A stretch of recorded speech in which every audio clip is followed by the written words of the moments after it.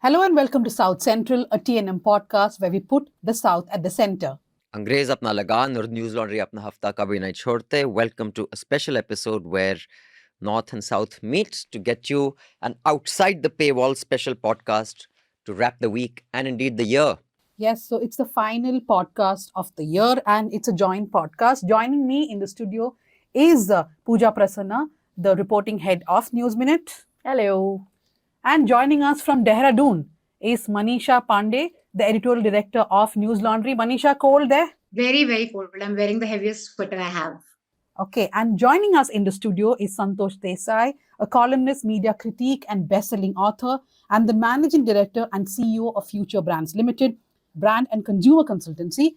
He writes widely on contemporary Indian society and marketing with the popular weekly column City City Bang Bang in the Times of India, and his columns in the Mint, Media International and the Helka. Welcome, Mr. Desai, to the combined episode of Hafta and South Central. Absolute pleasure to be here. Thank you. Okay, so how do we go about this? We'll begin with the headlines, Manisha. I just thought I'd also be introduced, but anyway, never mind. I'm Abhinandan Sekhri, founder of Newslaundry, but never mind. Only the CEO. Dhanya. Is there anybody who does not know Abhinandan Sekhri who comes and listens Nice to cover Hafta? up, I must say. Doesn't matter. But yeah, thank you. We'll be discussing media trends, ups and downs, highs and lows of the year.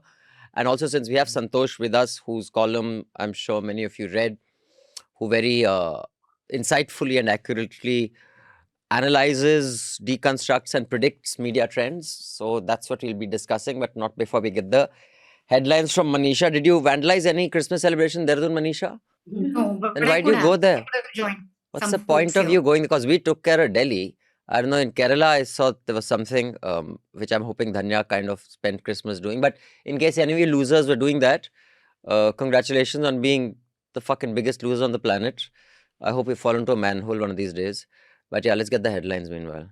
On that cheerful tone, actually, the first headline is about multiple violent incidents on Christmas. There was one in Assam where members of Bajrang Dal barged into a school, destroyed Christmas decorations. Then in Jabalpur, a visually impaired woman attending a Christmas lunch was assaulted by BJP leader who accused her of conversion.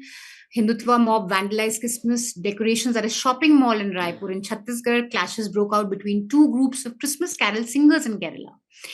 Meanwhile, Prime Minister Narendra Modi joined Christmas celebrations at the Cathedral Church of the Redemption in New Delhi. The Delhi High Court on Tuesday suspended the life sentence of expelled BJP leader Kuldeep Singh Sengar while his appeal in the Unnao rape case is pending.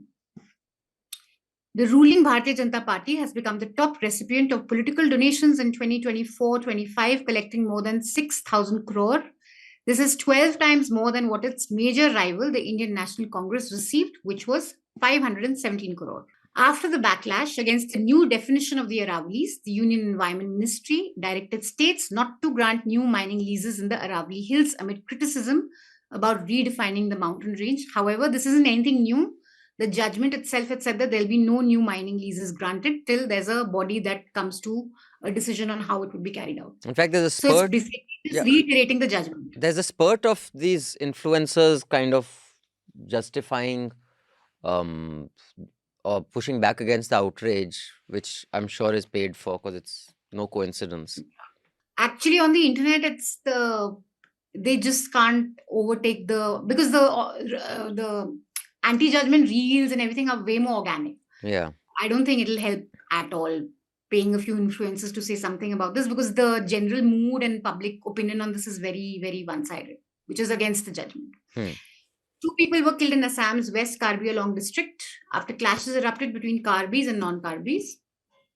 India recorded 14,875 free speech violations in 2025, including the killing of 8 journalists and 1 social media influencer. This is according to a report released by the Free Speech Collective. A court in Uttar Pradesh rejected the BJP government's plea to withdraw charges against the accused in the 2015 lynching of Mohammad Aklab. So that's some good news. And the judge also said that the case has to be treated as most important heard daily and ordered the government to ensure police safeguards the evidence. Congress government, meanwhile, passed the Karnataka Hate Speech and Hate Crime Prevention Bill 2025, Amid protests by the opposition, the bill proposes punishment of up to 7 years and 50,000 fine for hate crimes and extended punishment and rupees 1 lakh fine for repeat offences. Maybe we can get into this a little bit.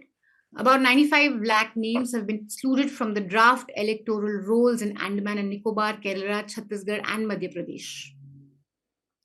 Sri Lankan naval personnel arrested at least 12 fishermen from Tamil Nadu's coastal belt on charges of poaching in international waters, once again highlighting the persistent tensions faced by Indian fishermen in the Park Strait region. Meanwhile, the Shiv Sena faction, led by Uddhav Thackeray and Raj Thackeray's Maharashtra Navnirman Sena, announced a tie-up for the upcoming municipal elections in the state. Diplomatic relations between India and Bangladesh have hit a critical juncture, with Dhaka suspending visa and consular services. India has also suspended visa services at its Chittagong Visa Application Center following widespread violent protest triggered by the death of a prominent Bangladeshi activist Sharif Usman Hadi. Tensions further increased following the killing of Deepu Chandra Das, a 25-year-old Hindu man lynched and burnt in public on blasphemy allegations. New Delhi and Dhaka summoned each other's envoys earlier this week. US authorities have discovered more than 1 million more documents related to Jeffrey Epstein that they plan to release in the upcoming days and weeks. The news comes after the Justice Department released thousands of documents, some heavily redacted, related to their investigations into Epstein. Renowned Hindi writer, poet, and novelist Vinod Kumar Shukla died in Chhattisgarh's Raipur on Tuesday. He was 88.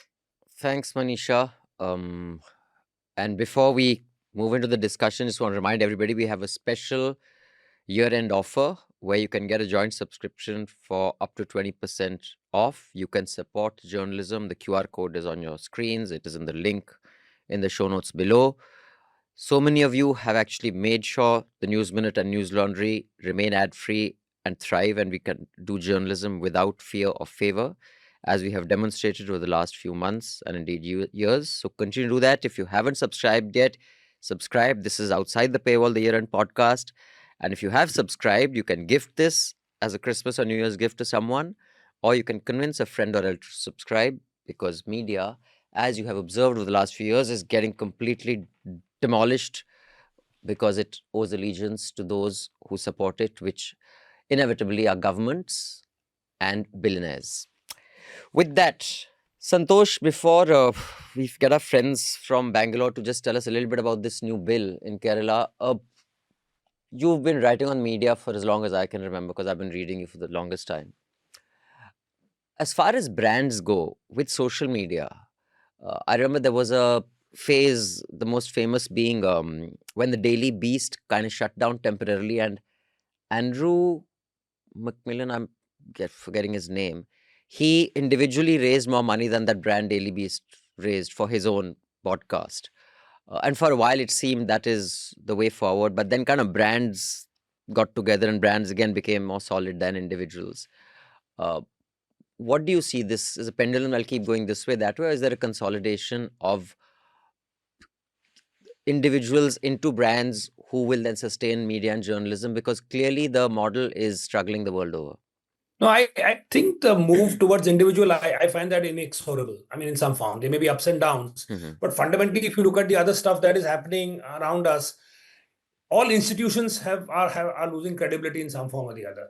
And you saw that in the US, when, under attack from Trump, how, media institutions you thought were solid, suddenly you found that they were, not solid at all, and they were amenable to being bullied and being blackmailed. And so therefore, I think over a period of time, the idea that institutions are fundamentally susceptible and are, to political penetration, I think that idea, is taking root. On the other hand, individuals, and in any case, in all of these, a lot of these institutions were built on the back of, individuals. But they found it worthwhile because of the economic model that, you couldn't earn money on your own. I mean, there was no organized way to do so. Today, there is a way that you can do so. You can have direct, a source of income. And the fact that, you have a brand, which is the individual brand. So to my mind, I mean, if I look at the overall movement, I would say that institutions are struggling to sort of retain credibility, to resist pressure. As against that, individuals have relatively more freedom as of now to go their own way. So I do think that my own sense is that ups and downs notwithstanding, the longer term sort of movement is towards individuals. And I'll just correct. His name was Andrew Sullivan, not Macmillan. My Okay. absent-mindedness with names continues. What do you make of the southern media landscape? Because we discuss English and Hindi ad nauseum, but each state in the south, the overwhelming majority of the people are watching, whether it's Tamil, Malayalam, Kannada media. Is there some sort of, because traditionally, at least in Tamil Nadu and I think even Karnataka, most media brands are owned by political parties or their affiliates or relatives. Is that changing, you see, over the last few years and going forward with social media becoming active, or it's still dominated by political parties or their voices? I think Dhanya will obviously be the far better person to answer this, because she has, I think, a much deeper understanding of this. But my sense is that I mean, there is the stronghold that traditional brands have. I think is somewhat stronger there than it is in the north. That is my sense. And I do think that while individual voices are rising, perhaps not to the same extent that we see that happening elsewhere in the country. But here I'll defer to Dhanya on this one. So I think the South, every state behaves very differently. Mainstream and legacy media still holds a lot of influence on how people think, people look at issues, whether it's newspaper or television. In fact, we're trying to do a story about a television channel which is coming up in Kerala now, which is funded by a Congress leader in another state. And I'm wondering who's going to watch one more television channel in Malayalam. There are already some 10, 24-hour Malayalam channels and one more is coming. So there seems to be consumption of news heavily, but when it comes to social media, every state behaves differently. For example, Telugu, I would say, has minimal independent media online. One is Tulsi Chandu, who had come for the media rumble. There are very few names like that. There is Vanaja. There are very few people online who are doing it. Karnataka is even lesser, right? Yeah, there are smaller media houses like Vartavarti, Idina. Yeah. But there are also individual educators, right? People who worked for decades. They have started their own YouTube channel. For me, that actually is the ray of hope in that sense. But also, if you've seen in Karnataka, though the mainstream media is heavily compromised, they don't go as far as the English and the Hindi media. Republic, even in Kannada, there is Republic Kannada. And while on larger issues they are right, they don't toe the line of BJP on everything. They're heavily critical of BJP in many ways, and they don't go after the Congress like Hindi and English channels do. So but I think that's also an insulation, right? Because these people think that in regional languages, if we do reporting, eventually Modi and Amit Shah are not going to know. Therefore, we can do what we want. Yeah, that too. But also it is showing of they've read the people's mood as well. Yeah, that you can't true. Just be pro-BJP. So I think not much changes in 2025, Abhinandan. It's more or less the same newspaper. But I think there is also a realization now more than ever that certain things are not covered, like the Tirupura Kundram issue in Tamil Nadu, for example. I see there's a realization now that this media covers it like this, that media covers it like that. So there is more of polarization happening for sure. But other than that, not a big change this year, I feel. Manisha, you've been talking about this forever through nuisance. What do you make of it? So actually, for me, what's been quite amazing to note this year is the speed at which an influencer can arrive on the scene and crash. So if you're comparing legacy media brands versus an influencer, and I'm speaking more in terms of news consumption, I'm pretty amazed by how ruthless the internet can be in making you a big brand, a person, an individual, a big brand, and then also bringing you down within 6 months. We've seen that with people like, say, Beer Biceps, who were the toast of town last year, interviewing cabinet ministers, entering into spaces that journalists traditionally had, and complete crash this year to the point that there are no views. And I myself observe a lot of people within this, influencer news content, infotainment kind of space who come with great speed and then disappear with even greater speed. So I think the ruthlessness of internet is quite something, and that is something that traditional brands, like say TOI, even if there's suspicion or if there's cynicism, the crash and burn isn't there. Times of India can still sustain itself in terms of its brand or what it can do. And I think for me this year, it's been quite interesting to note what big brands can do when they put their reporting might behind it. Like we've been talking about this. I've been telling you about this for a while now, that TOI doing 2 pages on pollution in Delhi has been fantastic for me. They've done some of the best stories on pollution.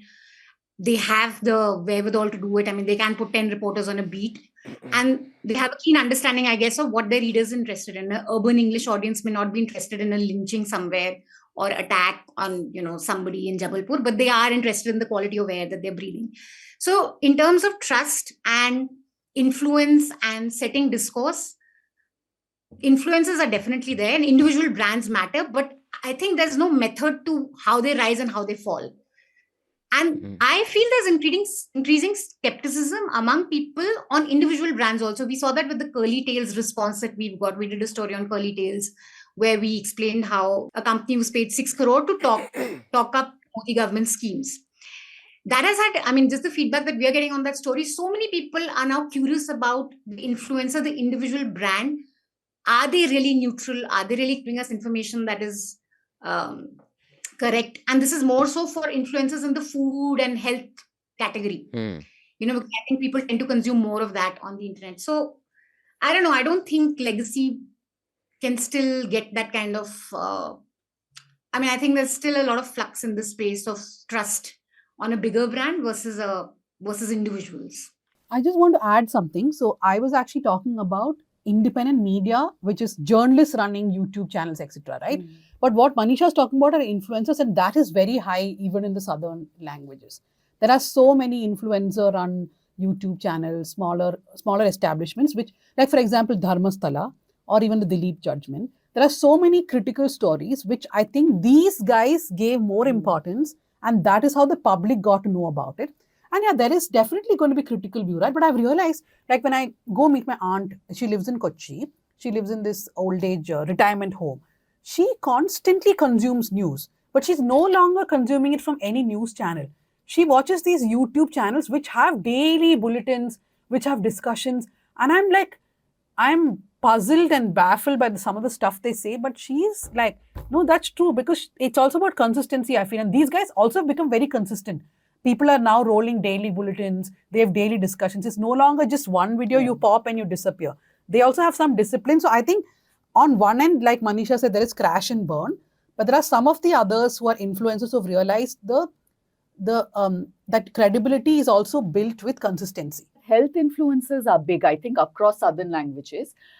Yeah, same in the north. Right? Yeah, the doctors come and they talk about different issues every day. They have another very interesting thing. They're very accessible, right? So every now and then they go into these programs as chief guests. So there is this, we've seen this guy. He's very credible. He talks very nicely. So they trust them much more. Same with, I think, Swamijis and astrologers, unfortunately. That is also a huge economy. But as far as health is concerned, even the worldwide data says that, which Google had presented in their last conference in Delhi, which I attended, in America specifically, for Gen Z and the post-Gen Z, whatever they're called, their first engagement with news is through health columns or health articles. That is their first actually entry point, which is why a lot of these large news organizations in the West are buying out health platforms and health newspapers, etc., because that's the way they actually get Gen Z into consuming news. But Santosh, what do you make of all that you heard? Just want to add one small thing. This is a final thing that I think organizations and institutions' ability to stand up after a scandal is stronger than an individual's ability, I think. Yeah, I was about to come to the business side of that, but yeah, I want to just get the brand aspect. So I think that's true. I think, by its very nature, an institution can protect itself, has, many more safety walls than an individual. An individual is much more vulnerable that way, a faster rise and faster fall. Is the nature of the beast. The organization is by virtue of having so many people and having history, having legacy, is slower to get affected than individuals. So, to me, that makes a complete sense. I think it's true. I think overall, what I find really interesting is just the phenomenon of influencers and how, influential they've become.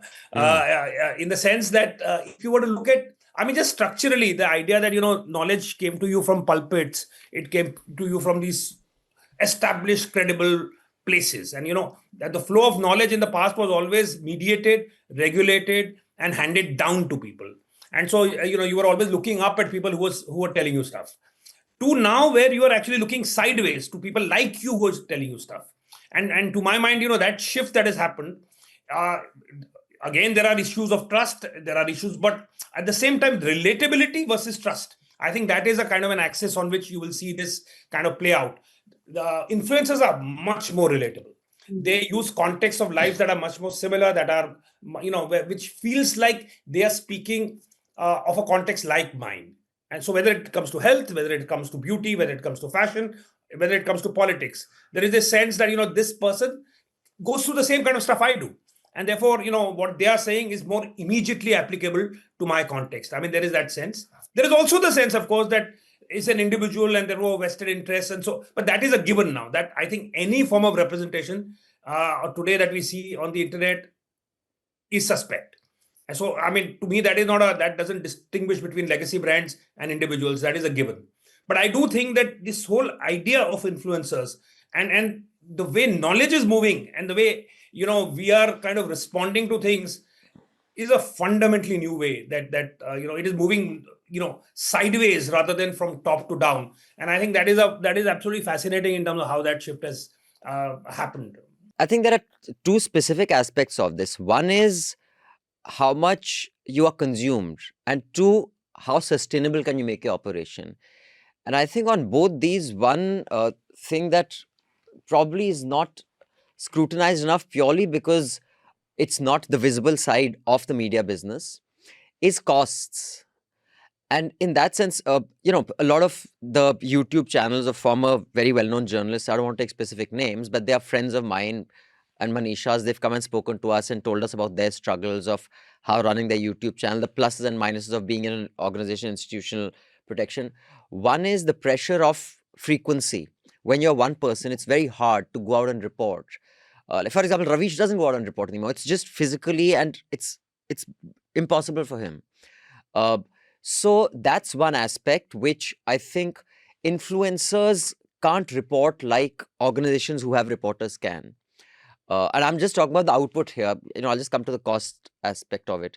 Second, the institutional protection, especially in India where the state comes after you. So fighting those cases, etc., it can be extremely stressful. For example, if Manisha's editorial head had to look at all editorial, and similarly, like Vignesh is handling or I'm handling that aspect, if they had to every day we just received another major legal notice 2-3 days ago. If you had to do that and look at what you're putting out, it can completely, it'll become unsustainable. And third, I interviewed someone last week and we'll be putting out that interview next week. He's written a book. He was the chief marketing officer of Apollo Tyres, I think between 90s or 80s, 2000s. And it's a story of how a struggling brand became the market leader in many segments of tires, the truck tires, etc. And one thing he said is a lot of businesses don't focus on costs. They just see sales kaise badhaye, profit kaise badhaye. Costs can be cut down big time. And I think what legacy media's trick they're missing is purely just the real estate costs. If you see the media city that Republic has built or that India is, you do not need real estate that size to run a media organization. With that, you can actually break it up into 500 cubicles of different people and have a larger impact. I think it is just the lethargy and momentum of legacy that this is how business is done in so much space, in such big offices, in such big studios, with so many cranes. That is actually, I think you can just cut down costs by so much to make it sustainable. So sustainability and having views are two completely different things. And as far as influence are concerned, whether it is Dhruv or Mohak Mangal or Curly Tails, one day they're going to give an explainer about how Mount Everest is growing or shrinking. One day they'll give an explainer about how electoral bonds work. One day they'll give an explainer about how there is too much sugar in your Coke. You see, it's just, you get views and then you can move into any direction. But hardcore reporting, I think, can only be done by organizations. So I think the trick to survival is how you manage your costs and how you manage your ground reporting. Yeah, but what I would say is that I take that point, that there is a certain institutional ability to kind of handle hard news on a regular basis that cannot be matched by individuals. To that extent is true. But also this thing about the fact that today they will do a story on X and tomorrow they'll do on Y. We consume, we have to acknowledge that the consumption of news has totally changed, right? So therefore we are consuming news like that. Mm-hmm. I mean, right now on Twitter, one tweet is on something, the other is on a band, the third thing is on some film star doing something. I'm consuming news like that. I'm not consuming news in an organized way like I used to in a newspaper. The front page is all the international news and the big stuff, and the middle page is the sanctum sanctorum where editors kind of, give their gyan. We don't now, the world doesn't, there is no 9 o'clock news, which was the appointment viewing that we went for. So yes, what you are saying, I completely buy about costs, because I think it all comes from the same place. News has fundamentally changed in character. It has changed, the news landscape has changed so much, and legacy forms do not have the agility or the flexibility to adapt to it. And the worry I have is that when legacy media says, but we are relevant and we will continue to be relevant because of A, B, C, D, and E, some of those are true, but a lot of that is simply an inability to sort of come to terms with a completely new landscape. But I think legacy media has realized the potential of having influential brands. So if you've seen India Today and News 18 to a large extent, they've tried to create these mini brands out of their reporters and anchors, and they make them do podcast-ish reportage. I mean, democratic newsroom, as they call it, it's farcical, in my opinion. But that said, that is their attempt to reach out to that kind of crowd. And also, many of their anchors have been asked to go on Instagram, talk about certain things that are softer, and they think that younger people can relate to much more. I agree with Mr. Desai that there is so much of lack of agility in the media. They're not able to keep up with what is happening outside the legacy media or even independent media, right? I don't think we're agile enough to keep making changes. And I disagree with Abhinandan in one thing. I don't think any of these influencers are trying to be a replica of the media, or they're trying to replace us in any way. They're not bothered. They don't want to report. They don't want to do daily reporting. Their function is something else in this world. So they are not looking at, okay, I'm going to be reporting daily and putting facts out there. So many stories, right? We do. And then like electoral bonds, for example, we haven't slept for days when the bond data came. We were all looking through it. And then somebody will discover it on a Dhruv Rati video. But the point is about distribution, right? He's not claiming to be looking at that. So I don't think they're looking at replacing us at all. But the problem is, there will come a time when people will start thinking, like with the Curly Tails story which Newslaundry did, I believe there will come a time when people will think that how much should we believe these influencers, because they are not going on facts, that they are not actually journalists, or they are not disclosing certain things to us. Therefore, that kind of a discerning viewership is what we need. And hopefully that is building up, because when I go to colleges, one question which comes in every college meet I go to is, how do we trust? What is a source that we can trust? Because even kids, college kids are so confused as to who to trust, right?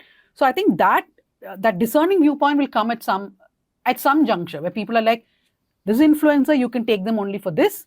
This is a proper journalistic venture, and you must take it for this. Even, of course, let's not get into which journalistic organization to believe on what. That's the next layer. But for me, that's again a problem. Many people expect us to compete with a Dhruv Rati. Now, he can dramatize as much as he wants because he's not sticking to any journalistic standards that we still put on ourselves, right? We can't say things by oversimplifying it.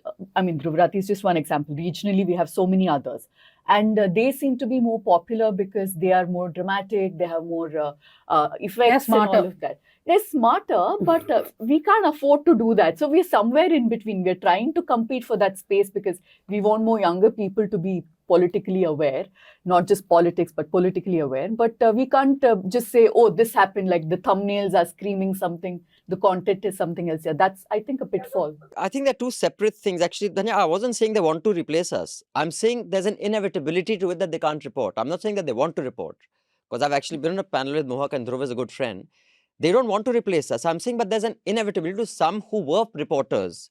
They can't do it. So that, and also, I don't think, at least from my point of view of Newslaundry, I think people like Dhruv or that Parmar guy, they serve a very important function. And it's always going to be the case. They actually do an explainer in a really smart way. For example, Dhruv started when he was 21 and I interviewed him. And I don't think I've ever met a smarter 21-year-old in my life. And this is, I think, in 2012 or 13 when I interviewed him first. He was the smartest kid I had ever spoken to. So he clearly has something. But the only difference in him is he acknowledges I'm not a reporter. He ascribes, this is where the source comes from. Whereas Mohak and me were on a panel together in the University of Michigan a few years ago. And he kind of saw himself as a equivalent of Shekhar Gupta. And I corrected him on the panel. I said, my personal views on Sekhri notwithstanding, he has been a reporter. He's on the ground. You base your commentary on something that someone else has done. Yours will always be secondary information. It will never be primary. And I don't think they want to do primary information, but the brilliance is how simple can you make it? Because while oversimplification is a thing, there is something to be said for simplifying a message or a complicated idea or politics for it to be consumed by a larger audience. And that is politics, and in a sense, that is news. I think Aravali's is a great example because, if you look at the story broken by Indian Express, Jay Majumdar, but that story really takes life through influencers from Haryana and Rajasthan. Those are the guys who pick it up and then really kind of made a story people to care. So what Santosh was saying about relatability, that matters. And I think it's really sad that legacy brands with all their reporting heft, their expertise, their knowledge domain are not investing in doing what an influencer can do with their own story. But I guess it comes from the space that if something becomes too big, we can buy it. Our main business is a newspaper and advertising. And that, I think they are looking at it from the point of view of what their big business is. And to Pooja's point, brands are trying to do it, legacy brands, but the idea, there's such less thinking into understanding what works on the internet that most editors, owners think that simply putting a podcast mic in front of you is what's going to make you relatable and watchable. That's the innovation that everyone's doing. Let's put a podcast mic and do what we're doing. But that's not it. Like the way, in fact, if you look at reels and everything that work today, they're the most rough, unedited kind of reels that go viral on Aravali's, at least whatever I've seen. There's no slickness to it. It's just how you talk and make yourself relatable. And actually, also the fact that you come from a community that's impacted by it. Like in the case of Aravali's, you are from Haryana. You care about, like every other person that lives around Aravali. So there's also that relatability of this person talking about things that matter to us. But it's a big missed opportunity to my mind for legacy brands because it is often the stories that they do that viral on the internet. So the knowledge is pretty much what they have. It's just that they're unable to make it relatable or reach a wider audience. Also, I think because they are general doofus characters. I've seen Gaurav Sawant's Gyan Pillowing on, like, dude, I'm looking at you. I'm like, dude, like, if there's dumber content and there's smarter content, you cannot be a bad version of being dumb and a bad version of being smart. No one fucking wants to see that. Yeah, and just put a mic in front of you, a podcast mic in front of you. There has to be something. You can't just, even their quote-unquote democratic newsroom, I feel kind of bad for Rajdeep, everyone shouting in the middle of that. And also, I personally think it was a poor copy of Hafta. Because we used to sit together when Anand Ranganathan, Madhu Trehan, Manisha, all of us used to sit together. They started that shortly after.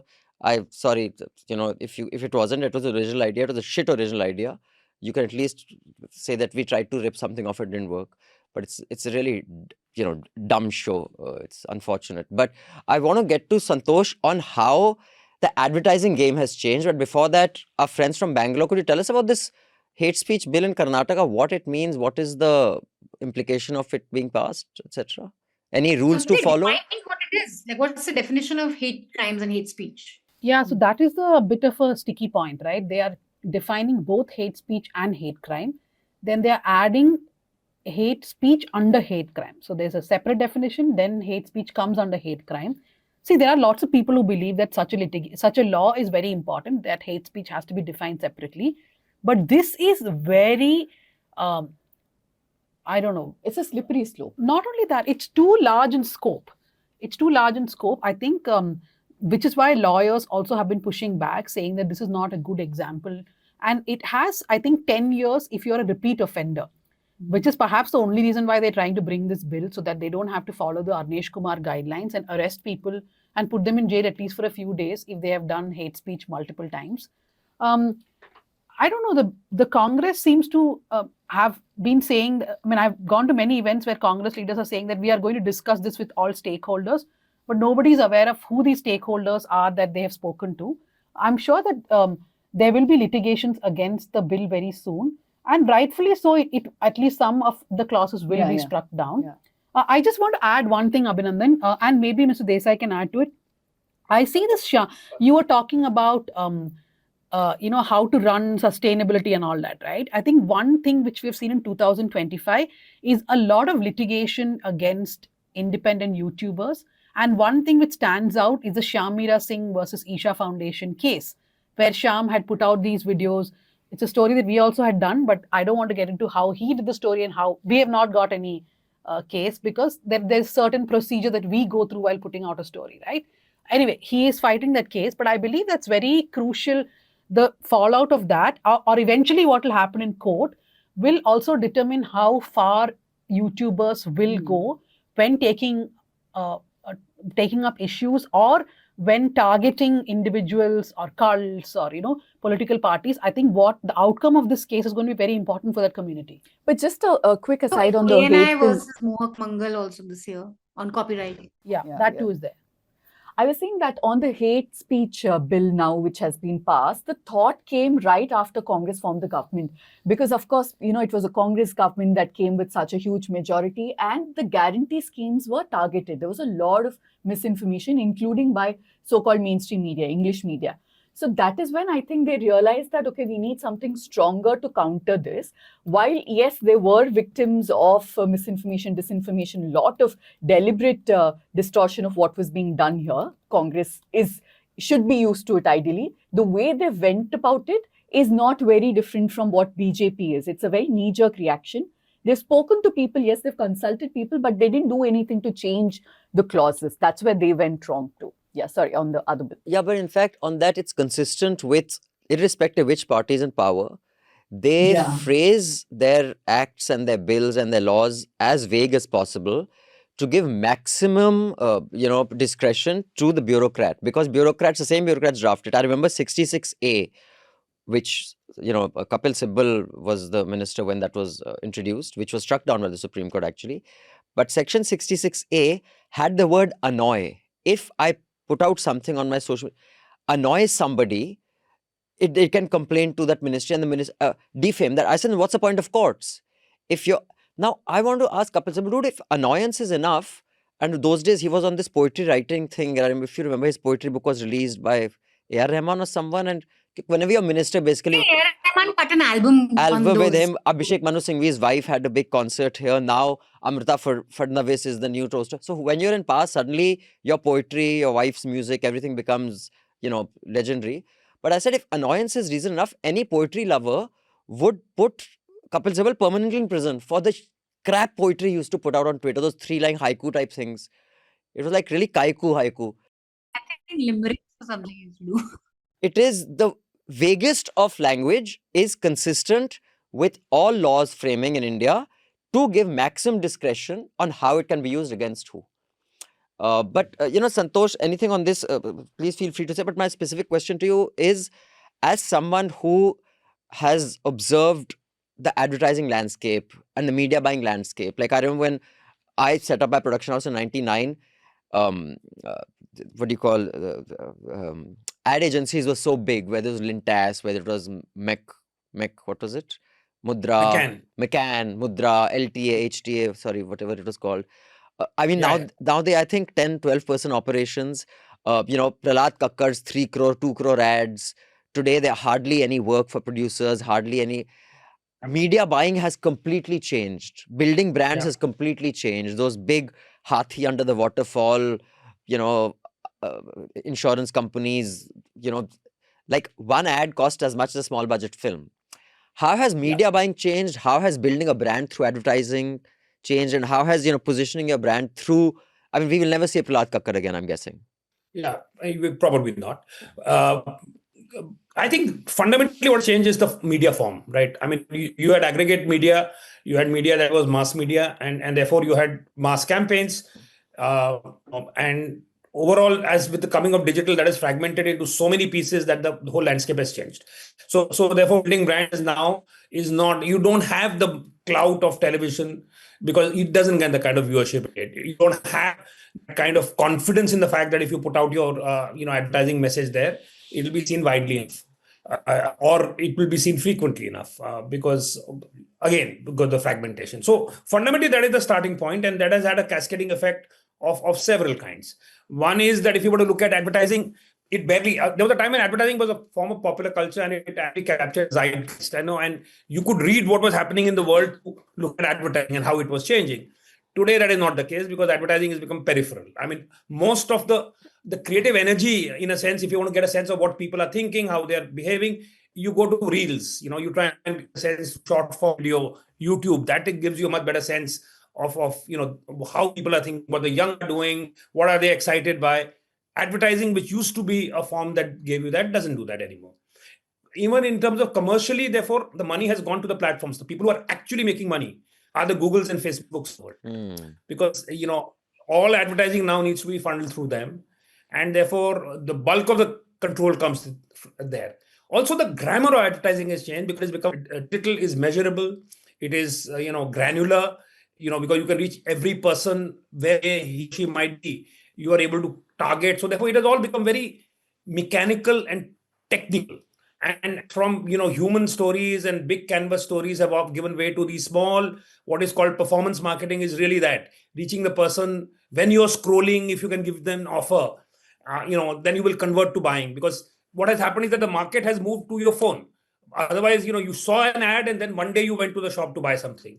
And so therefore, you have to, tuck something in and make sure that the story was powerful enough for you to remember when you actually got around to shopping. Today, the two things coexist.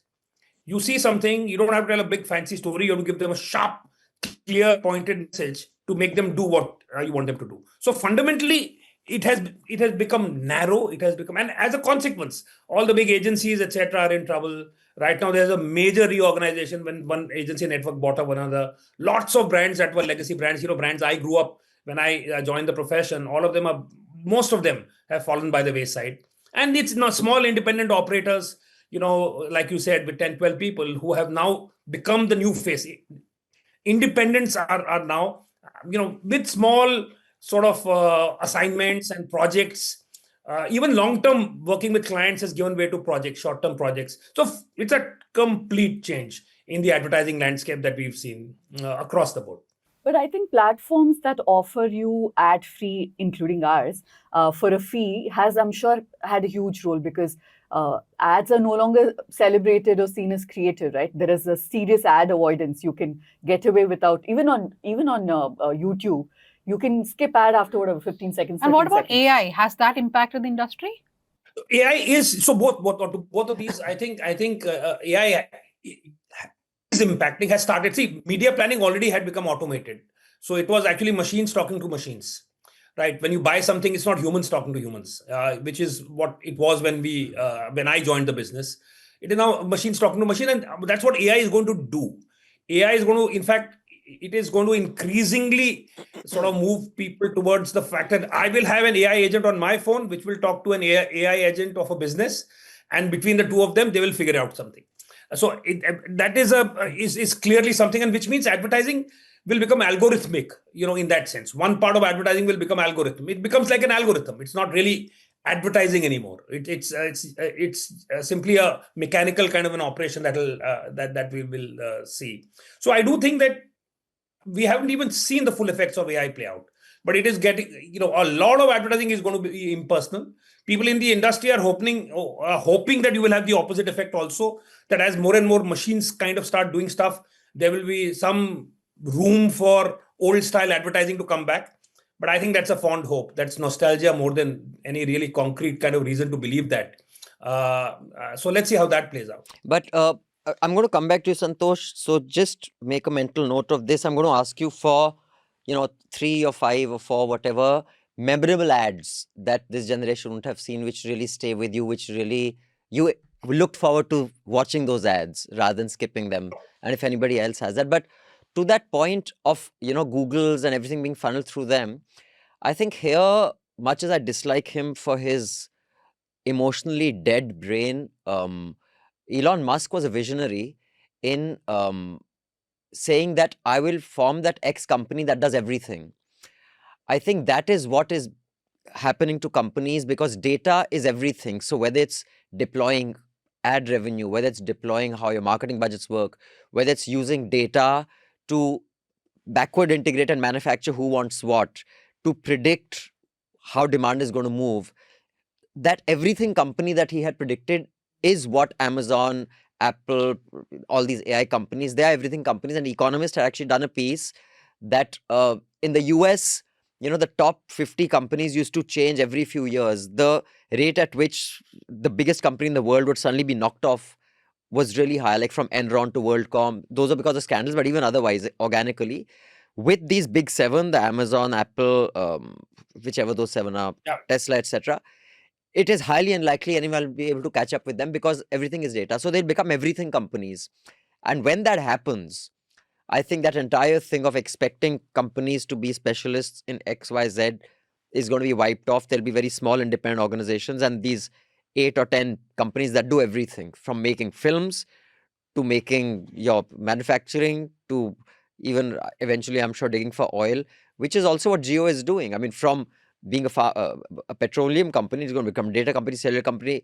Reliance will become the everything company, as will Adani. And for that, the alliance of political and industrial leadership is going to become absolute. And the counter view of that has to yet to emerge, at how you actually break that. And maybe Chomsky would have done that had he not spent all his time on Epstein Island. But yeah, sorry, Santosh, you were saying? Well, I think that's a fair point. Actually, that's a good point. And it's interesting, actually, if you think about it, you had the old style conglomerates who you were, in some senses, everything companies.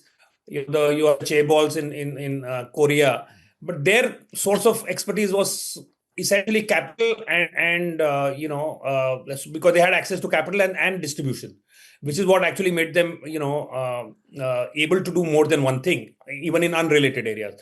Today, the commonality is data, as you've said, right? So now, if you have data capture and you are sitting on top of data, given the fact that now digital means that each form, so making a film is also a digital activity, producing news is also digital. I mean, so what digital does is it allows you to do pretty much anything. So, and now with AI coming in, it is possible to sort of, everything can get converged far more easily than it could earlier. So I do think that that's a fairly compelling kind of a vision. Compelling not in the most desirable way, but in terms of a persuasive, let me say, vision of the future, what you just laid out. Right. Manisha, you want to come in on this before we get to which ads are memorable for Santosh and we say bye to him? No, just what Santosh was saying about going over reels to understand the spirit of the times is so true, because this year I remember when I wanted to understand what was happening in Nepal, the Gen Z protests there, it was primarily through reels that I got a sense of what that country was feeling. Operation Sindoor, I remember the kind of reels that were coming in from Pakistan that were saying that, okay, India is saying that they've taken Karachi, take it, you'll have no electricity, you'll have no water, you'll run away. That kind of how depressed that country is and the sense of despondency in that country because their most popular leader has been in jail for about a year now. So all those kind of things that you want to understand about the country and your neighbors also, for me, this year has been through reels. But I wonder, so for ads, and Santosh is very right, why we feel so dearly towards some of those ads we've grown up is because it captured some aspect of our culture. The dairy milk ad where the woman runs across the field, it's empowering for a woman to kind of openly express her love and then, go dancing in this male dominated kind of thing. So it spoke of the culture of that time or aspirations of that time. And you can look back, right? And again, on reels, there is so much nostalgia about olden ads, like Chal Meri Luna. I was seeing recently, there was a reel about how it was an ad for women empowerment, women saying Chal Meri Luna and, going to work, doing things. 10 years from now, if I want to look back at the spirit of the current times, these reels won't really work because the frequency at which they come and go and the frequency at which things change on the internet, I wonder, for lasting understanding of this generation, what will we look back? And I wonder if all that nostalgia, do brands think though, for example, music videos went away. But then you do have pop stars today, like Honey Singh will invest in a music video because it's sort of now interesting to come out with one music video. So do you think brands would also see some value in building a nice kind of a story around an ad in the old school style because there is nostalgia for it and also it stays in a way that maybe reels cannot? No, so I do think that, nostalgia is such a powerful emotion, right? And I do think that brands will try and plumb that in some form or the other. But truly, it works best when it is organic. Actually, that is, it is when it comes back, not because brands have done it, but because there are people who like it and they want to bring it back and they create, something. So I do think that the powerful kind of a way of doing this would be through through an organic kind of a playback of nostalgia. Brands actually, when they screw it up, when they try to do this, they don't do a great job of this, because they're too concerned with what their immediate needs are and their narrow needs are, and the ability to kind of just celebrate this, just the fact that people have these fond memories. I haven't seen brands do that, and I haven't seen them think about doing this so far, at least. Pooja, Dhanya, what makes a brand memorable according to you? No, I was just adding before that, who's watching these ads? That's also a factor, right? Most of the people who watch ads in their entirety are watching it on television, because there you don't have much of a choice to move away from it. And young people are not, I don't know the last time I actually switched on TV and watched something. And in the digital space, like, nobody's paying attention to ads to even remember. So nostalgia is kind of lost. That's perhaps why people are not even spending much on making ads. On your point of what is memorable, I was thinking Dairy Milk, of course, is one. Fevicol, though it was funny and all of that, witty Feviquick, Fevicol, all of that, they went to different parts of the country and very subtly spoke about who's attached to whom, the concept of attachment. I thought that was interesting. So that's one thing I remember. So coincidentally, today morning, I watched a video on Barkhadat's channel, Mojo TV. I was watching this show that she had done with a journalist colleague, Rachel Chitra, on the plane crash in Gujarat. So before the video starts, there's a Franklin Templeton ad. And for a second, my brain could not register, because I was not logged into my YouTube. It was a News Minutes YouTube, where the ads are still there on the back end, right? So it was an ad. I was thinking, when was the last time I actually saw an ad? Because everywhere I've paid to not watch ads. And I don't know how nostalgia works. Like when we see some movies, right? There are lots of these Malayalam movies where they'll have old dialogues of Mohanlal in the 80s and everybody's laughing. If you take Tamil, they will be joking about old Vijay movies. And the kids now don't get it. I don't know, how long will this nostalgia thing work? I mean, I don't know what is nostalgia for this generation 10 years later. Also, people say if you grew up in the 90s, like back in the day in 90s or 80s. So yeah, this MTV people are on a trip, right? Putting this nostalgia reels. After a point of time, I think it's tiring. It's fun once or twice. Hey, it was a very crucial part of our growing up. We learned. I know, but how long? Okay, my first Chinnappa was. Yeah, my first ever call to a show was at Nikhil Chinnappa's show. And I was very popular in college. And he was from Bangalore, and he was a rage in the city. No, you told me that you called him up for that show and sent a letter also. You sent letters to him. I actually wrote a card. You had to send cards. So I made a card. I sent it to Nikhil Chinnappa, and they select 10 people every show. And I was that person on one of the shows. Can you imagine? And you're still dissing MTV? I'm not dissing MTV. I think nostalgia after a point of time just puts me off. And I feel like there's no common nostalgia, right? I don't have the same. My son, I don't know, 10 years later, what is nostalgia for him? Taylor Swift? Of course, but that's the thing about nostalgia. It's always different for different people. It's, it's time I don't know. Do we have it? I don't see them sticking to one thing now. I think we're perhaps the last generation to hold on to this. Vignesh and I have a lot of Bangalore nostalgia because we grew up here. Cake exhibitions or certain places, Corner House, Lakeview, all of that. That's all still there. That's all still there. Yeah, but it's still nostalgia. I just think that, Pooja, you're too young to be talking like an uncle. The next generation will not know. Nostalgia is an emotion. And every generation will know that emotion. Like the generation above us said, romance to hamare time mein hota tha. There used to be romance. You guys don't know what is romance. For you, it's only sex. But every generation knows romance. Every generation knows nostalgia. It'll be different. Maybe different things will come up. And emotion will never be redundant. Every generation will feel the same. Same. Toilet will be the nostalgia for Gen Alpha. It may be, but Santosh, go ahead. Yeah, no, so it will it was very weird. I remember going to Hong Kong, I think to the Disneyland there, and my two daughters at that time who were still young.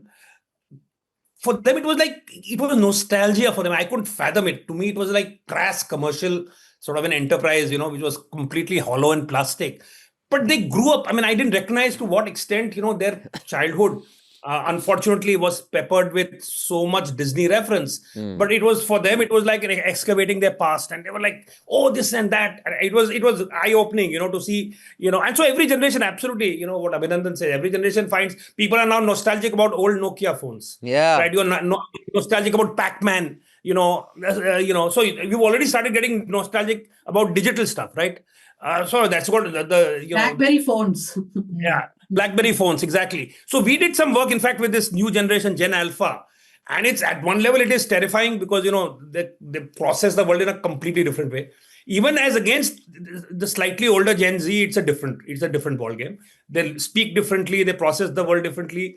But equally, they're when you talk to what do you want to be? I want to be a doctor. I want to be so it's very interesting how you have at one level a completely different landscape. At another level, you still have things that haven't changed because that imagination hasn't really gone forward. So that was interesting. To ask you a question, what do you think was completely different about Gen Alpha and how they process the world? Something that you were shocked by? I think the fact that it is, their visual world, for instance, their visual world is entirely different. It is much more fragmented, and their ability to process from very unrelated visual material into something which seems to make sense to them. I just found that the way, I guess, I am a text generation. I totally understand text, right? I don't understand, visually. I can't interpret things visually as well as these guys. I found that when they were looking at anime or when they were looking at, which is their preferred form, which is highly, so if you look at anime, it is emotionally very intense, but it is also very dark. So I just found that interesting that your 8-year-old and 10-year-old and 12-year-olds are consuming complex narratives. So the cartoon has moved from being a simplistic Tom and Jerry thing to being highly complex tales, which are, much more kind of, they're dark and they involve, themes that are so much deeper, and they effortlessly processing that. Which was eye-opening. I mean, I thought was strange. 2 or 3 ads that for you are imprinted in your mind.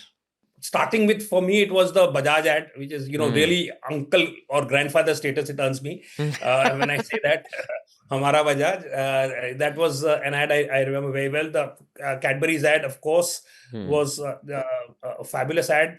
I loved the Fevicol. I don't know if you remember the South Indian, guy in a vesti doing fishing, which I thought was, which I remember. Then there was this Center Fresh, I think, ad, which is the barber ad. I don't know if you remember that. This is about a barber, this guy who goes to a shop, wants a haircut of a certain kind, and he eats this, and hair goes like right, that. Yeah. I thought it was an amazing ad. The Thanda Matlab Coca-Cola ads that, was Amir Khan, those ads. Airtel, Har Ek Friend Zaruri Hota Hai. I mean, which was probably the last ad I remember. For me, after that point in time, I stopped. Sorry, you were saying. No, for me, the death of ads is more the death of jingles. I mean, all the ads that I recall are heavily jingle dependent. Like whether it was Hawkins ki Seeti Baji with Neena Gupta, Pond's Cold Cream, Winters, here the fun's begun with Pond's Cold Cream, you've won.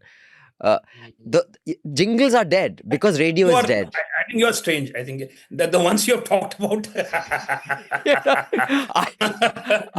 bit strange, I have to say. I remember them verbatim. Nirba, I would have got you. Nirba washing powder. वो सबको समझ है. Pond's के Winters here. अच्छा, that is very. And then all the Vimal ads, only Vimal. Because those models were so good looking and classy, and sorry to sound boomer and politically incorrect. Dude, models don't look like they used to back in the Kitu Gidwani days and the Vimal models. They look really terrible today. I mean, I'm sorry to say, the Madhu Sapres and the Arjun Rampa. You drive Malia away from the country. Vijay Malia. What happens, Vijay Malia? Exactly. Right. No, Malia also came much later. But thank you so much, Santosh, for joining us. My pleasure. I enjoyed it. But before you go, a recommendation that could enrich the lives of our listeners, something they could watch, read, eat, go to, experience, anything. So in terms of reading, the couple of books that I enjoyed this year, one is The New India by Rahul Bhatia. Mm-hmm. Then there is The Anxious Generation by Jonathan Haidt, who essentially talks about how the digital world is screwing up a lot when it comes to young people. And he advocates this, no devices kind of a policy for people, kids up to a certain age. So that was an interesting book. In terms of a show, I like Pluribus, which I'm sure a lot of people have talked about, which was Yes. which I enjoyed, and The Expanse. Well, I'm a science fiction sort of a. If you haven't seen The Expanse, 5 seasons, amazing. Right. Thanks so much, Santosh. Have a fantastic Pleasure. year. Happy New Year. Merry Thank you. Christmas. Happy New Year. Bye. So, Dhanya, Pooja, you did a power trip, the emailer that goes out to subscribers on Arnab's sudden turnaround. This is something that is very interesting as this year ends. Arnab's being harsh and critical. Well, I won't say harsh, it is still very mild, but even mildly critical of the BJP. What do you make of it? Are we seeing a different trend emerge? I want to ask one thing before we start. How many years have you worked with him? 11. Okay. 11. I'm 8. Okay, now please, what is the question? No, but for me, that is actually one of the biggest lows this year. Lower than even a lot of other trash that anchors have done, simply because it tells me that this man can damage this country for years, damage people's lives for years. He can stoop so low that he will defend even the worst things that this government has done. And all it takes for him to be viewed as, oh my God, this crusader is back, this is Arnab we love and all that nonsense, is just throw some lollipops at people, you know. He'll pick the softest target, go after them, and just with great, I can see the restraint. He'll say, Pradhan Mantri ji, kya kar rahe, and all of that. And people are so happy celebrating how Arnab's U-turn, without realizing this is just part of a strategy. I want to say I don't think there's a U-turn. I think it's very strategic that there are, I mean, on one side, you know, I was thinking, look at the power of an Arnab Goswami, right? The fact that he did 2 or 3 such videos has made him the topic of discussion again. And people are happy that he's speaking up for people's issues. I was actually thinking nostalgically that what if he had used this power all along to talk about people's issues? What kind of impact he would have had? But he sort of gave away that completely. He has not been doing it for many years. In exchange for a lot of money, I must say. Whatever it is, but the point is, the second he goes back to that, there is so much recognition.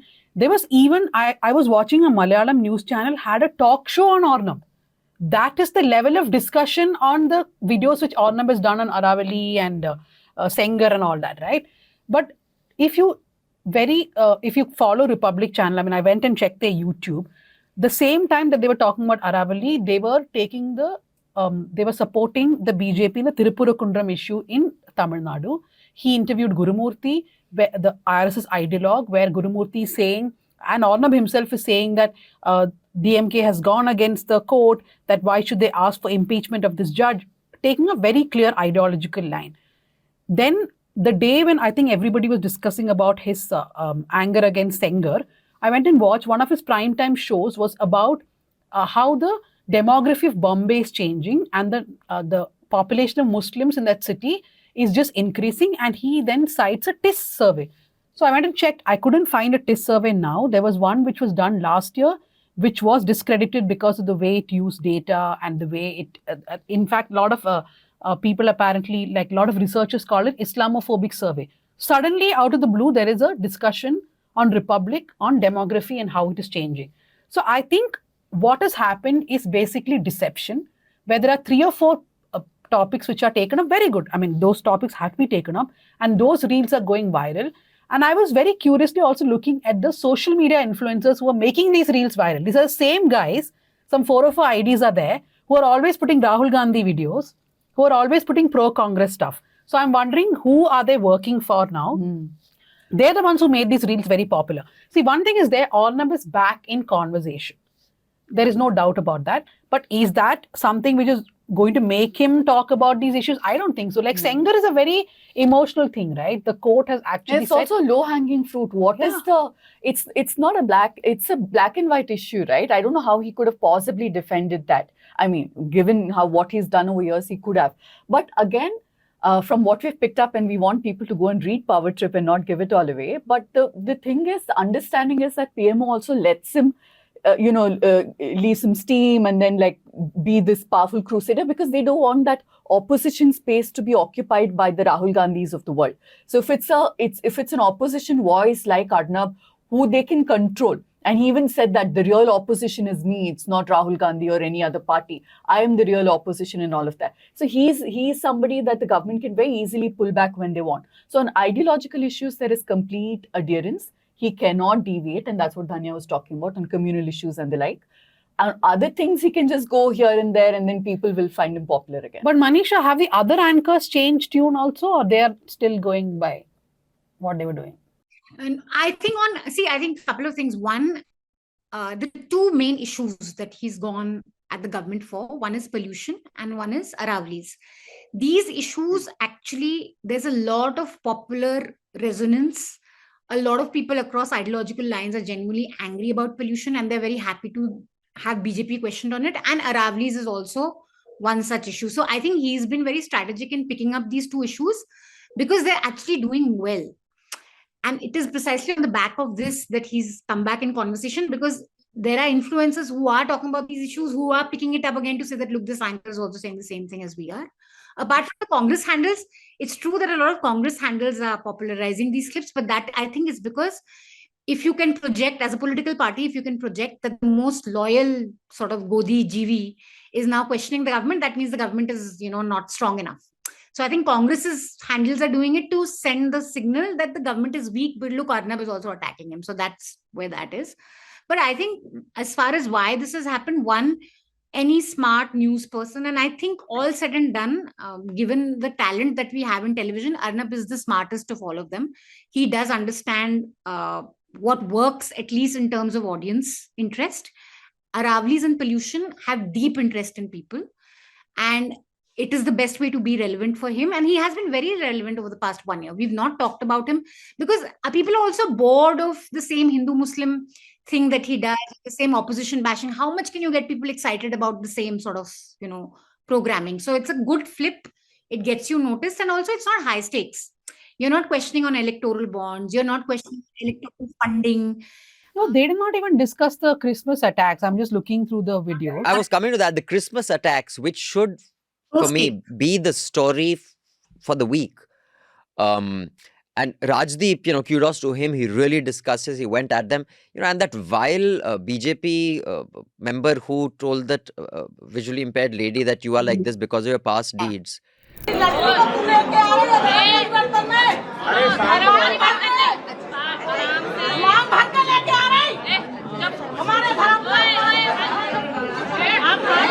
What a horrible thing to say.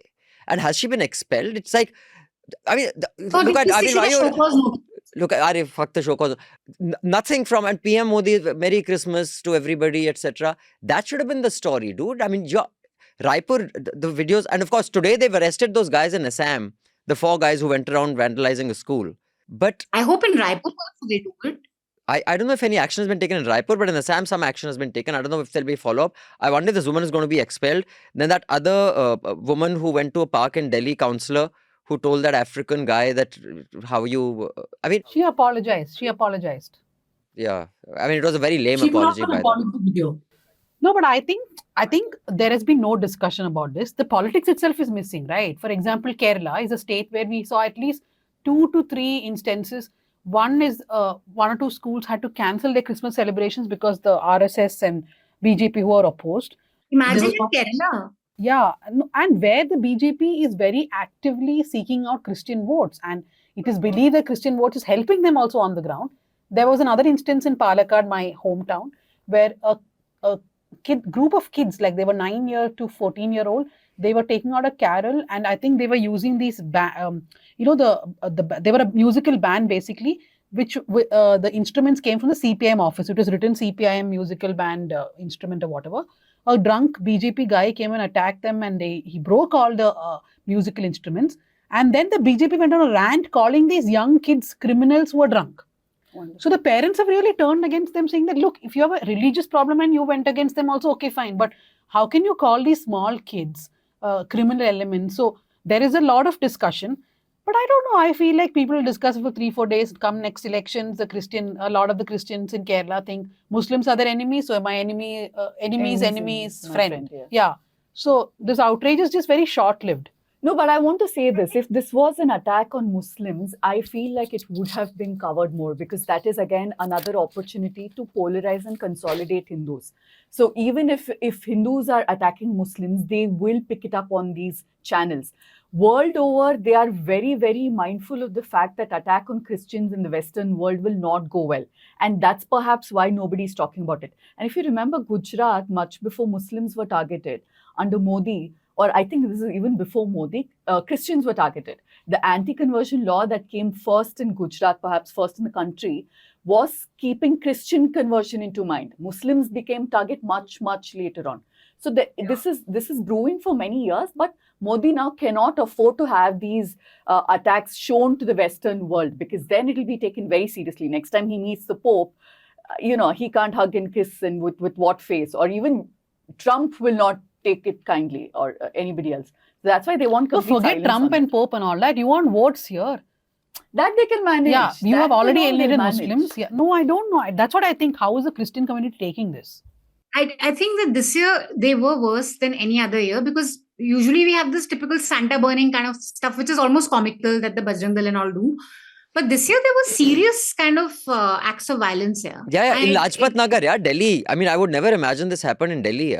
Here, And I was just thinking, there's this one video that's really going viral of a Mumbai church choir opening with the national anthem, and it's beautiful. It's a beautiful rendition of the national anthem, and kudos to them for doing it.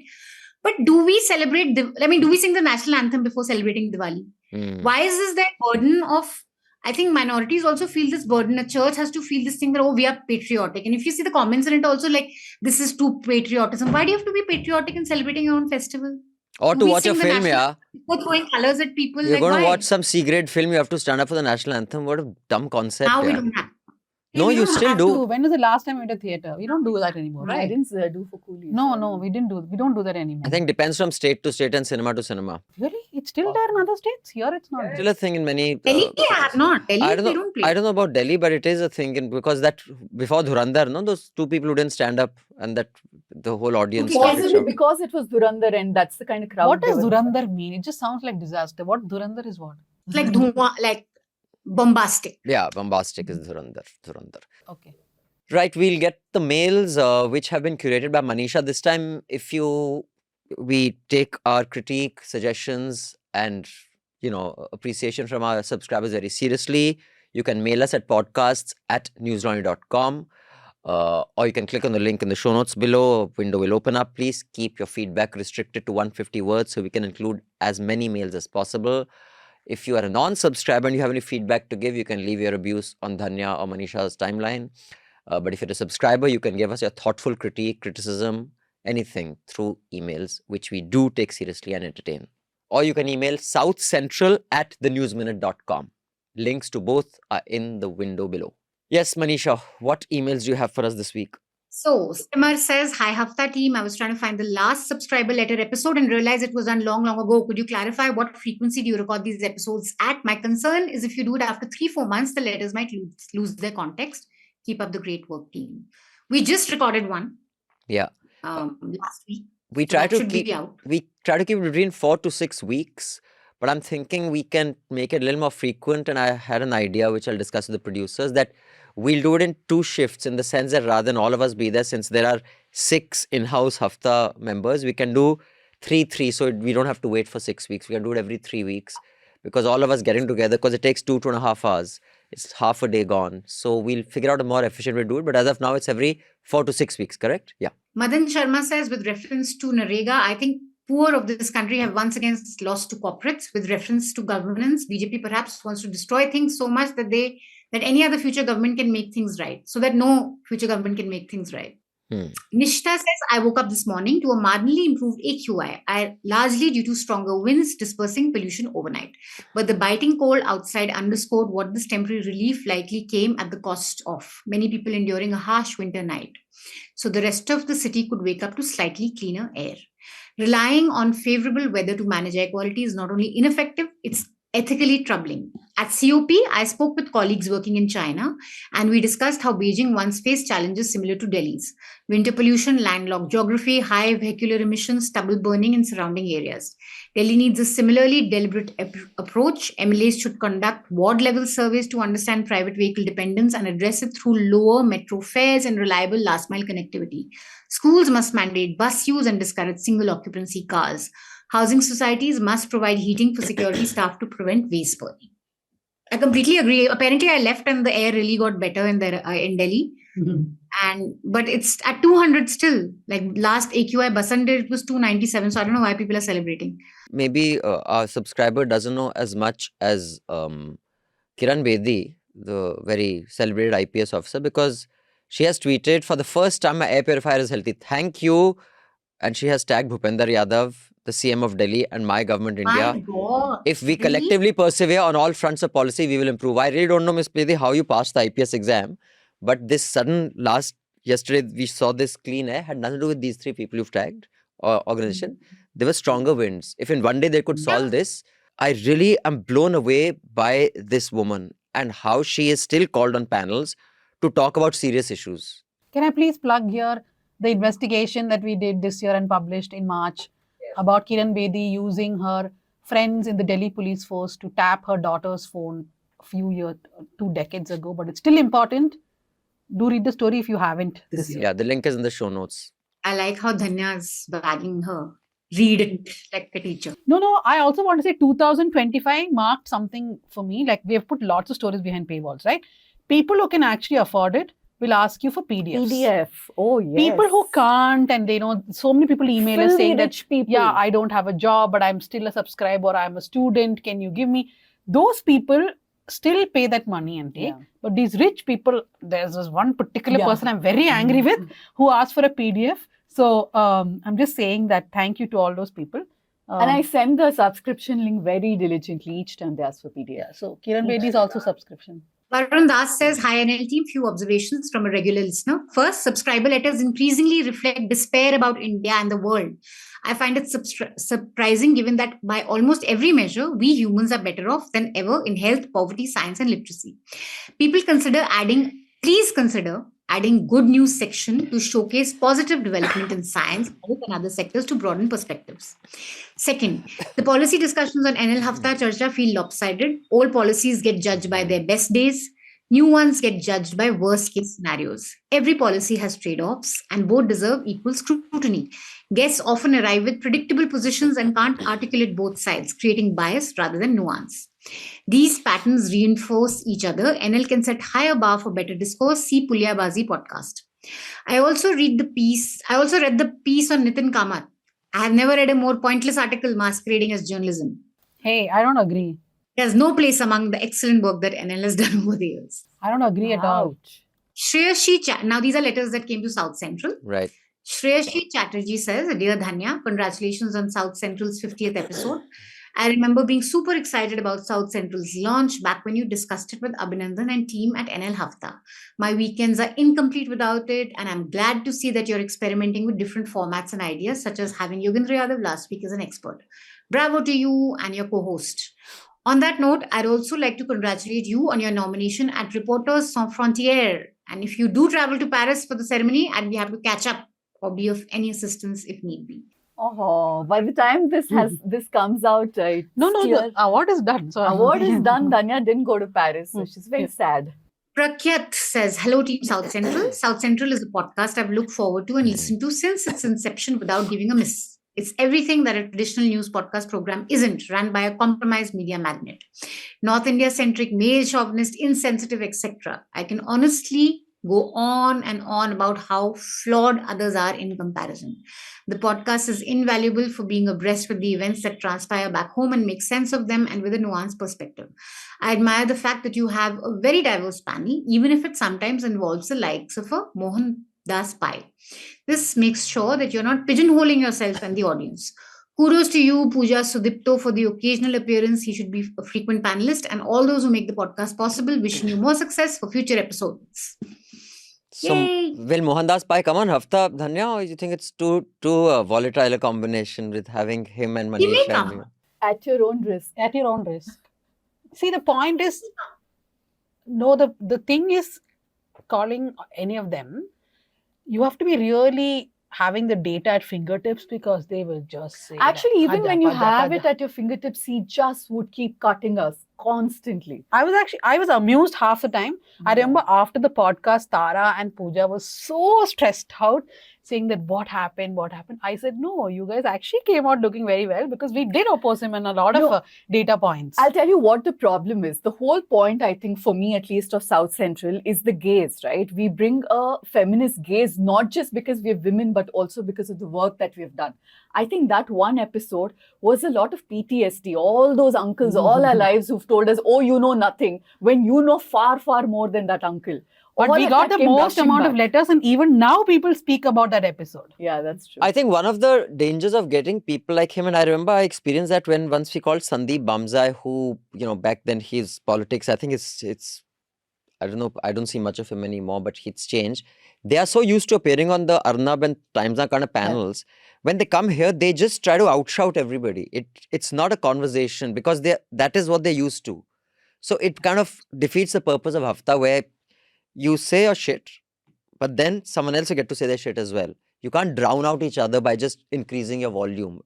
And that, I you think... disagree respectfully with each other. You don't call them names. You don't just. Oh, turn yeah, he your did that. face. Yeah. He called us names. And I think that is because they're very used to that. So their default setting has become something. But I have an idea which I would like to propose here after these emails are over. Hey, Manisha, I just want to add about the Nikhil Kamath story. That, that's one story where we got like two kinds of opinions. One, people telling us that, oh, that was an interesting read. Other people is like, what is the point?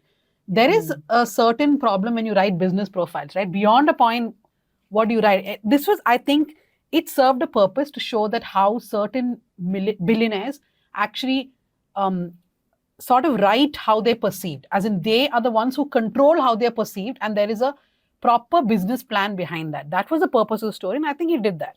And also, I think it's not like he's hated by people. It's not a profile on Mohandas Pai. Yeah, he doesn't have. And what we realized is the life that he's led, it's not that colorful. Apart from the fact that he's made like lots and lots of money, it's been fairly uneventful. It's not like there were huge ups and downs and all of that for us to report on. So, yeah. So I had a suggestion, and I don't know, will it become too volatile, too polarizing? But, because this letter mentioned it about the North Indian chauvinism, etc. I'd done a show back in, I think, 2010-11 for Fox Traveler called What's with Indian Men, with Sugandha and Indrani Das Gupta, who was supermodel of international fame at the time. And we traveled to 10 cities across 10 states, exploring the gender dynamic. It was not really done in any deep sociological way. It was a travel show, so it was very superficial and shallow. But that was the whole pitch, that, these two very independent, one supermodel, Sugandha, I think, was a VJ, actor, singer, etc. And I remember going to Kerala, and when we were talking about, Punjab and the chauvinism there, and they said that the two men we featured, their wives, we were having lunch later once we were shooting, they said, we don't buy this whole chauvinism and North Indian thing. Be a Mallu woman, come sit in our shoes, and it is as good and bad, as good or bad as that.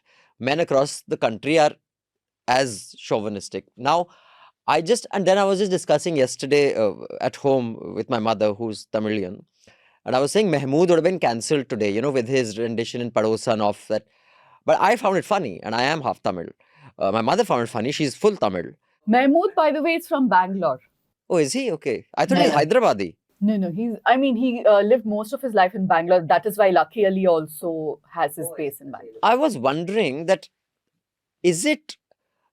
what is the reason that certain parts of the country are more sensitive about how they are stereotyped or made fun of, and certain parts of the country are not? And what determines that? You think we can have a podcast around that, or will it become too polarizing? No, what is your example? What are certain states typecast as? For example, if someone, like the whole lungi dance thing in that Chennai Express. It was obviously a stereotype, but it was not some sociological study. But the pushback of it was like, oh, how dare they? This is lungi dance. Like, Sardis have been treated a certain way in films. I don't see any protests in Punjab. I mean, like, I genuinely believe, and I've said this, I think certain southern states are oversensitive about just minor pop culture things. I'm just wondering, let me just finish, ladies. Let me finish, ladies. Let me finish. I'm just wondering, is there a little over-the-top oversensitivity in certain parts? Because across the country, Gujaratis, Parsis have been stereotyped in cinema across India forever. So it's not our fault that they're not reacting, right? That is their loss. I'm saying Gujaratis, Parsis, Bengalis, Punjabis be on the street and oppose it. I mean, how is it Kerala or Tamil Nadu's fault that somebody is not reacting to it? I have I'm going to try and keep my emotions out of this. I completely endorse that everybody should protest. But here's my sociological explanation to this. There is a perceived power imbalance. For the longest time, if South had not, after the 90s and especially 2000s, become economically so, strong, where people from the North are having to come here for jobs and whatever else, it was always seen, at least when we were growing up, that culturally, financially, politically, of course, North has an upper hand. Yeah. So when it comes from a place of superiority, it feels like you're looking, now look at the characters, right? It's all caricatures. It's trauma. It's trauma, Abhinandan, of the past. That is the problem. Now we have the digital medium to hit back at people to say, you guys are idiots with all the things. You are being ignorant. It's not funny. So it's not like we don't do it back. Correct. I mean, we do movies here, they are making fun of Punjabis and Gujaratis and Parsis. Even in our real lives, it's not like caricature stereotypes don't exist in the South. Everybody outside of the 5 states is North Indian. There's nothing called West. What is your show? Your show is going to be how certain states react and certain states don't? What is the discussion about? No, exploring why. Like, for example, what Pooja's thesis is an interesting thesis. I'm not about whether it's anyone's fault or not. See, everything in life is not about, some things are no one's fault. They are just observations. I'm telling you the perception point of it. Yeah, I'm not saying there's no blame. Whether others should protest or not, we're not saying it's their fault, they should not or not. I'm just wondering, is there some historical, sociological explanation on those who do, those who don't? We have our individuals, whether you should or you shouldn't. But I'm just trying to... I want to just jump in with some more stereotypes. One, I don't think all southern states can't take a joke. I think Mallus are very good at taking a joke. I think it's specifically Tamils who get very uptight if there's a joke cracked on them. I think it's a specific Tamil problem. Tamilians and Bengalis are both incapable of taking a joke on themselves. Punjabis are great. I think you can always crack a joke on them. They crack a joke on themselves also. I think Haryanvis is also good at taking a joke. I think if you were to look in India, I think it's mostly Bengalis and Tamils who cannot take a joke. And when we talk about all of this, man, how much Northeasterners are stereotyped? I think it's the worst kind of stereotype Northeasterners go through. And even they kind of can, they're able to kind of... And if you see in the Northeast, while they are discriminated against when they come to Delhi, the kind of things that are said about women, how they look, they are extremely xenophobic back home. The kind of sort of hostility towards Bengali, Bihari migrants there. It is at dangerous proportions at certain times. So communities who also feel, so this whole power imbalance, of course, you're from Delhi and Delhi has treated you badly. No other region other than I think Northeast has been treated in that way. And of course, Kashmir also have some, but it is not that if you're treated badly, you yourself will be nice towards sort of... No, but also what the caricature is matters, right? Manisha, like Punjabi, yes, there are a lot of negative attributes, but there's also this, Punjabis are large-hearted, fun-loving and all of that. The joke has always been that the 12 baj gaye joke has always been the... By the way, Malayalis also don't like it. No, Malayalis I think are done with the jokes. They look down upon everybody else. They're very good at cracking jokes on their own selves. Yeah, like some stuff, like if you make fun of a Malayali saying Naatil Evadya, they're okay with it. But they are not okay with Param Sundari types anymore. Correct. But Abhinandan, I have an idea for you. Instead of, I don't know how you'll have 10 podcasts on this. But what I want to ask... One podcast. We can do. That we're doing half here. That we're doing half here. Stereotypes, that way. No, but I have a suggestion. There are many states which really refuse to look inward, right? For example...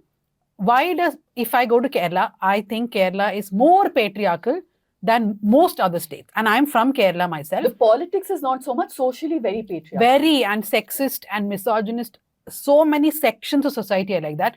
Tamil Nadu, never looking inward about casteism. to a large extent. I don't know what other states have things like that, where, these are they will always project themselves, oh, looking at North India, we are better, we are economically better, we are giving 1 rupee for every 25 paise and all that crap. But when it comes to these things, nobody wants to look beyond a point. Nobody wants to be judged by a person outside. They will have discussions within the state, perhaps. I think that is something you could have discussions on. And yes, peaceful ones. I think we can look at nationalism. This is all cultural nationalism also, right? People now tend to call each of it as sub-nationalism, which is also another thing, especially people in Tamil Nadu take offense to. It's Tamil nationalism, and then it became tied to larger Indian nationalism part. And I was saying that what is it that people are stereotyped as? A Tamil person in Hindi films is like, somebody who doesn't speak well, who's uncultured, looks very uncouth, unkempt and all of that. Whereas Kannadigas, it's a very new stereotype now. I don't think back in 70s, 80s, there was something called Kannadigas. Most people didn't even know Kannadigas existed. And now it is like, what is Bangalore stereotype? Glass buildings, people speaking English. So very, very, that's okay, right? Because that's a positive stereotype. So I think that's why Tamils have a larger problem, Manisha, to your point of why you said it's a Bengali or a Tamil, pushback more. But also stereotypes originate from where, like, see, Bollywood does a shit job of representing any community. So I get like those movies, like the one with Janvi Kapoor. Param Sundari. Very ridiculous. But in day-to-day lives, which other community other than Biharis, I feel, have most vilified across and to a level where there's actual violence? These are guys who've practically built our roads, bridges across countries. But when you see, and so there's that, I think Bihari migrant work and Biharis in general, the kind of, you will not find that in Bollywood.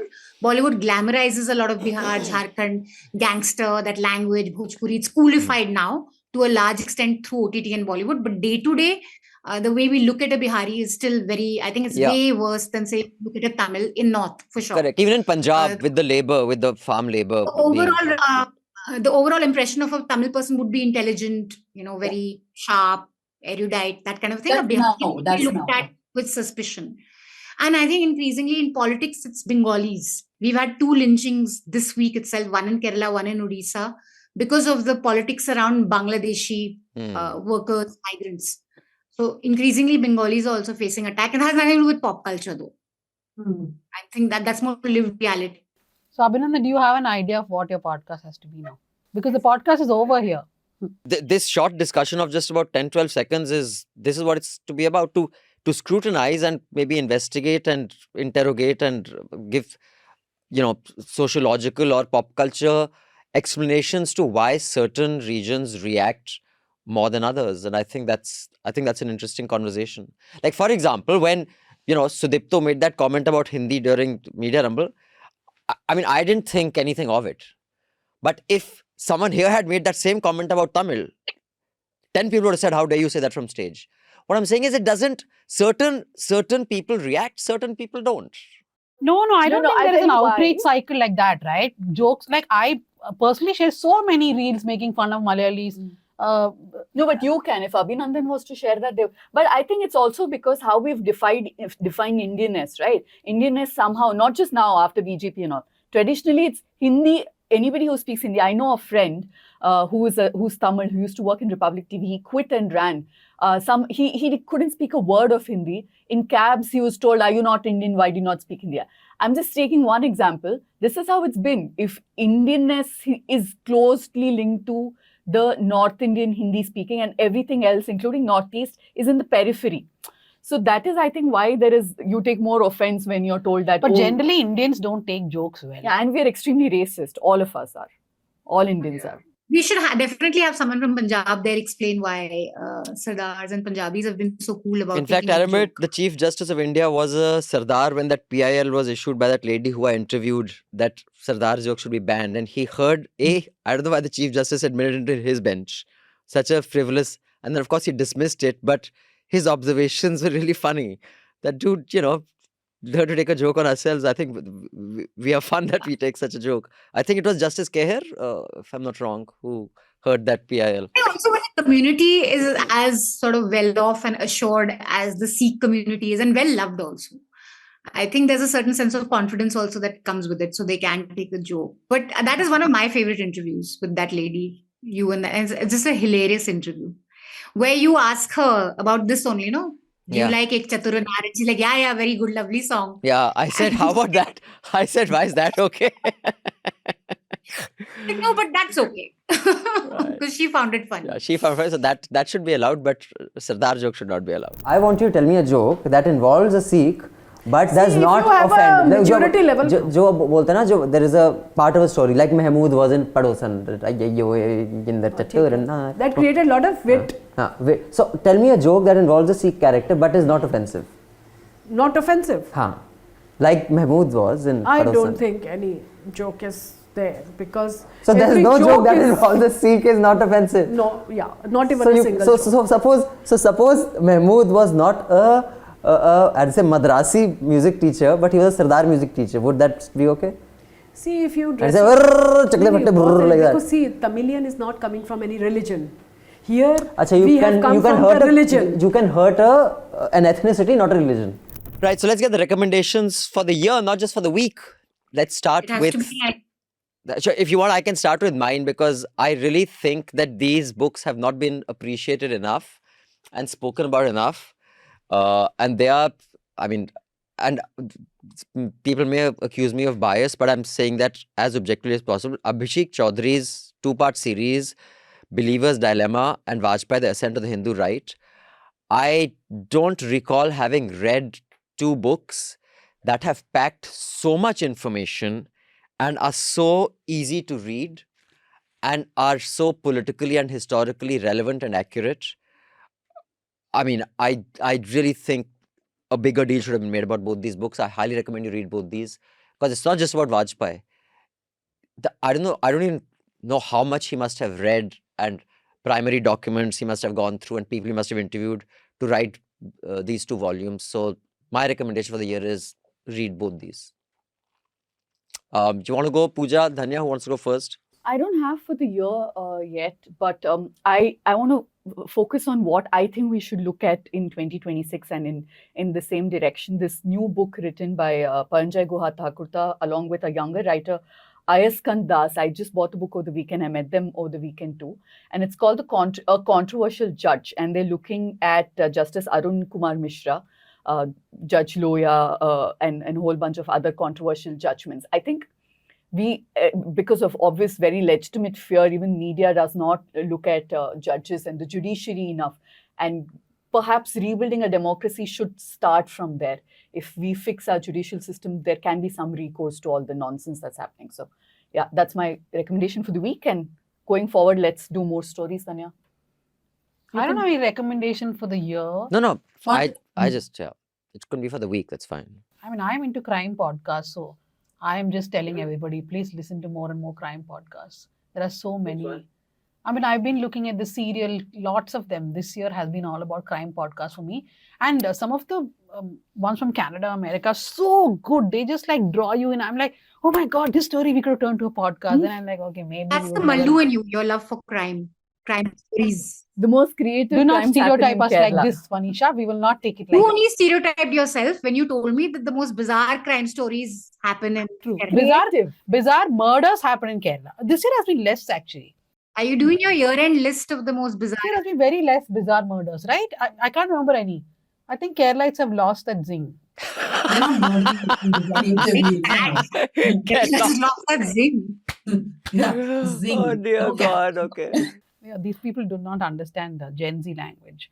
Especially Abhinandan. Especially Abhinandan. Okay, so I just bought the book. I haven't read it, but I will recommend it even without reading. Is The Dig by Soumya Ashok. Oh, We had yes. her on South Central also, I think, a few months ago. It's on the Keeladi Dig. So I'm going to read that this weekend. So kudos, Soumya. Her book has come out, and those who have read it are saying very good things about it. And it's also very important because it comes at a time when the Archaeological Survey of India has said that the Keeladi report itself is questionable, it's not scientific, etc.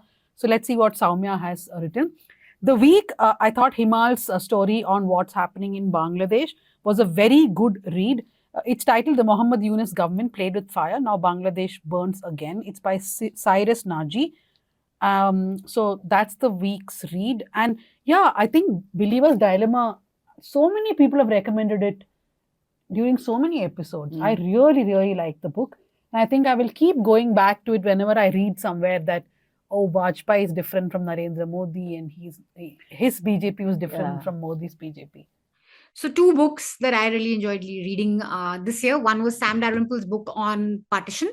The other was Manu's book on God, guns, and missionaries. And it's always nice to go back to history because so much of our current turmoil, you can trace it back that aise pehle bhi hota tha, and you can actually see that it's never been, nothing is new. I think that's what's comforting about history. Whenever you read history, you realize that nothing that you're experiencing today is new.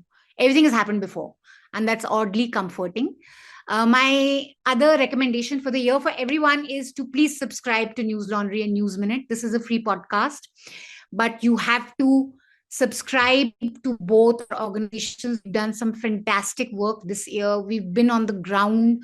We've tried to bring you investigative reporting on key issues like electoral bonds, electoral fundings. We're not without flaw, but the good thing is that we're open to you guys telling us what we do wrong. We're open to improving. We're very keen on feedback. And we have a community of subscribers that we engage with every year through Media Rumble, through different ways, through letters. So it's a two-way kind of a thing. So it's great to be part of this community of people who care about news, who love news, who care about democracy. So please subscribe and support in whatever way you can. And my final recommendation, since it's New Year, is this album that I'm listening to, a new DJ that I discovered, Lapgun. He's from Chicago and he has some really funky tunes. So you can check him out on Spotify or YouTube.